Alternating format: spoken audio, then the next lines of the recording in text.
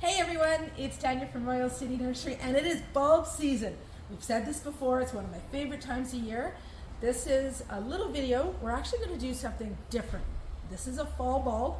You plant them now. I know, it's weird, but you plant them now, so end of August, early September, and then they bloom this year. That's wild, right? So I remember planting these in my parents' garden, and they would be flowering about the middle of September-ish.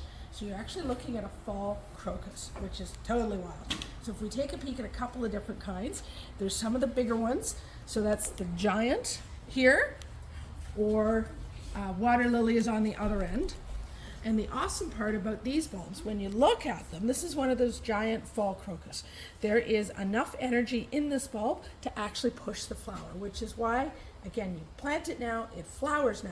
The really wild part is it produces leaves in the springtime, so you got to remember in the spring, no weeding, because otherwise you're going to weed them out.